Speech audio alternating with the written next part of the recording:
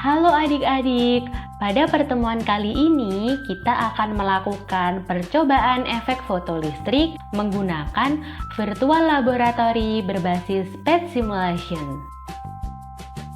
Pertama, kita harus masuk dengan membuka link simulasi PET untuk percobaan efek fotolistrik seperti yang sudah tertera pada lembar kerja peserta didik percobaan efek fotolistrik PET Virtual Lab. Ayo kita klik link seperti yang ada di layar ya. Dengan demikian, kalian akan langsung diarahkan oleh browser milik handphone atau laptop masing-masing pada laman yang dituju, yaitu PET Interactive Simulation for Photoelectric Effect. Selanjutnya, klik bagian simbol play dan muncullah tampilan seperti berikut.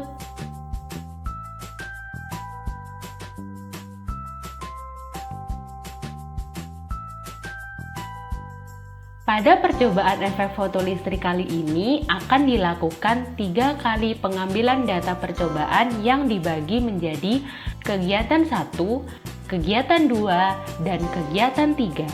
Sebelum mengambil data percobaan, mari kita lihat tabel data pengamatan untuk mengetahui apa saja yang harus dicari dan dihitung pada masing-masing kegiatan 1, 2, dan 3. Berikut hal-hal yang harus dicari dan dihitung dalam kegiatan 1, yaitu bahan material, panjang gelombang cahaya dengan satuan nanometer, dan frekuensi cahaya dengan satuan hertz.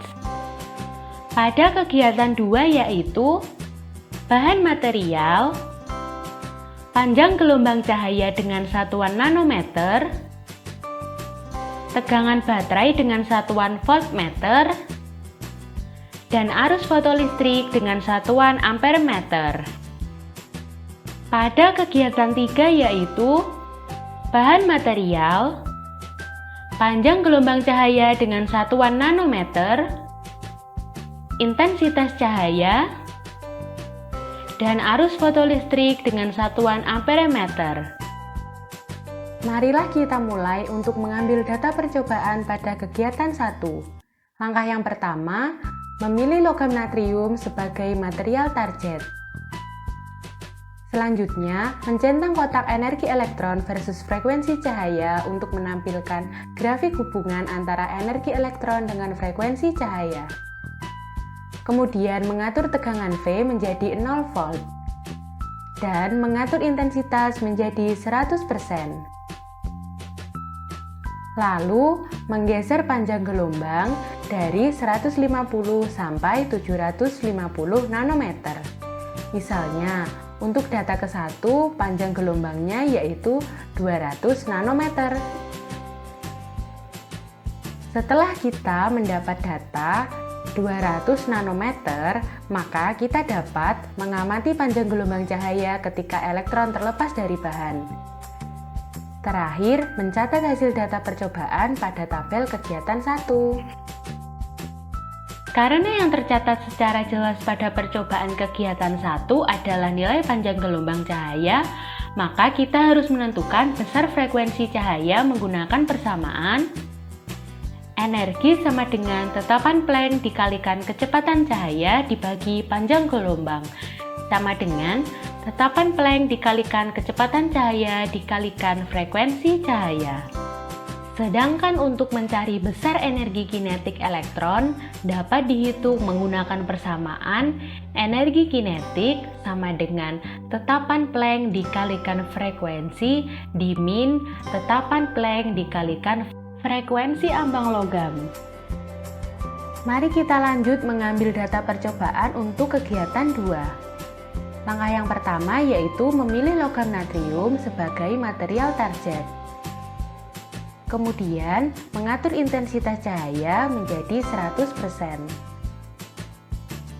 Lalu, menggeser untuk menentukan panjang gelombang sampai elektron terlepas. Panjang gelombang yang dipilih antara 150 sampai 750 nanometer. Misalkan, dipilih panjang gelombang pada 350 nanometer. Selanjutnya, menggeser tegangan V ke kiri minus sampai arus fotolistrik bernilai 0. Misalkan pada saat V bernilai minus 1,20 voltmeter, dapat dilihat bahwa arus fotolistrik bernilai 0 amperemeter. Terakhir, mencatat data hasil percobaan pada tabel kegiatan kedua. Terakhir yaitu mengambil data percobaan untuk kegiatan 3. Langkah yang pertama, memilih logam natrium sebagai material target. Kemudian, mencentang kotak arus versus tegangan baterai untuk menampilkan grafik hubungan antara arus fotolistrik dengan tegangan atau beda potensial. Serta mencentang kotak arus versus intensitas cahaya untuk menampilkan grafik hubungan antara arus fotolistrik dengan intensitas cahaya.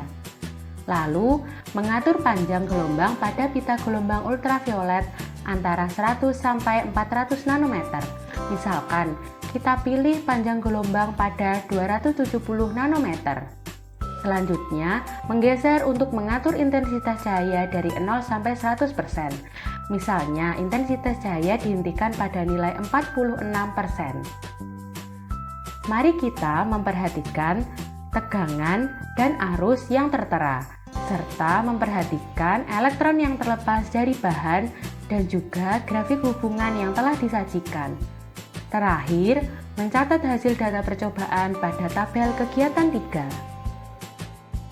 Setelah mendapatkan data percobaan ke-1 pada kegiatan 1, 2, dan 3, silakan mengulanginya sesuai dengan instruksi masing-masing kegiatan. Jangan lupa untuk menganalisis grafik hubungan antara energi kinetik elektron dengan frekuensi cahaya sesuai dengan data percobaan pada kegiatan 1. Selain itu, analisislah grafik hubungan antara arus fotolistrik dengan intensitas cahaya dan beda potensial sesuai dengan data percobaan pada kegiatan 3. Sekian dan terima kasih. Selamat mencoba adik-adik.